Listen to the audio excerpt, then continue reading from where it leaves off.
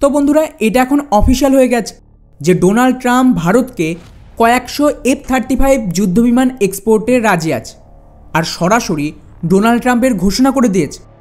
এতদিন পর্যন্ত F-35কে নিয়ে কোনো রকম অফিসিয়াল ঘোষণা ছিল না, কেননা ভারতের কাছে S-400 থাকায় আমেরিকা তাদের যুদ্ধবিমান ভারতকে দিতে রাজি ছিল না। যদি ভারত F-35 কিনতে চায়, আমাদের রাশিয়ার S-400 ফেরত দিতে হবে। কিন্তু প্রধানমন্ত্রী মোদি ট্রাম্পের সাথে দেখা করার পর ডোনাল্ড ট্রাম্প এক্স্যাক্টলি কী বলেছে সেটা আগে শুনুন। Starting this year, we'll be increasing military sales to India by many billions of dollars. We're also paving the way to ultimately provide India with the F-35 stealth fighters. তো শুনলেন, Trump কিন্তু clearly mention করেছে যে এবছরে আমরা billions of ডলারের হাতিয়ার বিক্রি বাড়াবো ভারতে, স্পেসিফিক্যালি F-35। অর্থাৎ সরাসরি বাইডেন আমলে যত রেস্ট্রিকশন ছিল সব তুলে নিয়েছে ডোনাল্ড ট্রাম্প। আর ভারতের যা প্রয়োজন সমস্ত কিছু দিতে রাজি আছে। খুব সম্ভবত এবারে আমাদের তেজাসের ইঞ্জিনের সমস্যাও মিটে যাবে। কিন্তু এই খবর সামনে আসতে না আসতে ওদিকে পাকিস্তানের কতটা আতঙ্কের পরিবেশ তৈরি হয়েছে তার আইডিয়া আপনি এর থেকেই পেয়ে যাবেন যে তড়িঘড়ি পাকিস্তানের প্রধানমন্ত্রীর অফিস থেকে এমনকি ওদের বিদেশ মন্ত্রণালয় এর বিরুদ্ধে স্টেটমেন্ট দিয়েছে। পাকিস্তানের দাবি যে এইভাবে F-35 আর বাকি গুরুত্বপূর্ণ হাতিয়ারের টেকনোলজি ভারতকে হ্যান্ডওভার করে দিলে রিজিয়নের যে শান্তি সেটা নষ্ট হবে। আর ভারত আবারও এইসবের ব্যবহার করে পাকিস্তানের ভেতর কোনো রকম হামলার চেষ্টা করবে।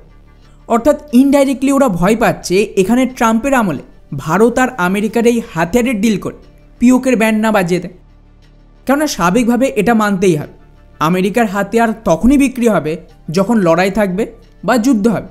আর যুদ্ধের তো একমাত্র উপায় পাকিস্তানের দখল থেকে পিওকে ফিরিয়ে আন।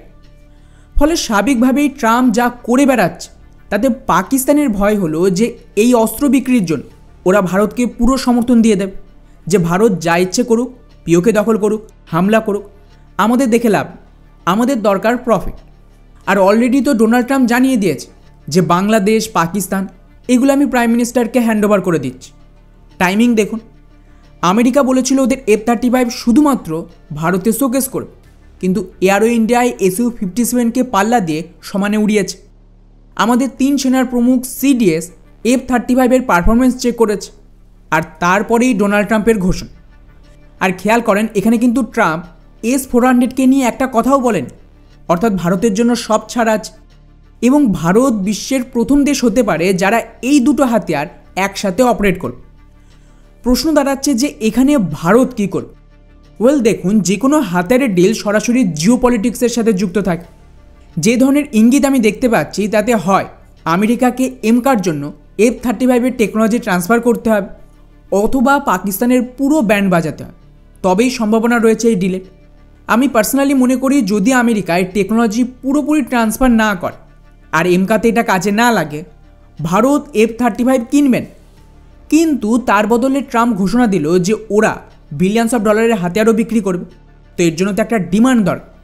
তো মনে হচ্ছে যে ট্রাম্পের সাপোর্টে ভারত পিওকের অপারেশন চালাবে, আর তার বিনিময়ে এই অপারেশনে যে হাতিয়ারের প্রয়োজন পড়বে সেটা আমেরিকা থেকে কেনা হবে।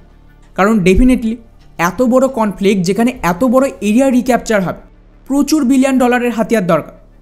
তো ইউক্রেন যুদ্ধের পর ওদের যে ডিমান্ড কমেছে হাতিয়ারের, সেটা ভারত পূরণ করতে পারবে।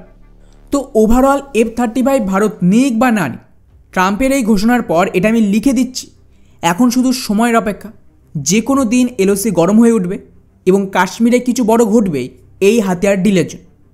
আমাদের জন্য কিছু বড় সুখবর আসছে, তৈরি থাকুন।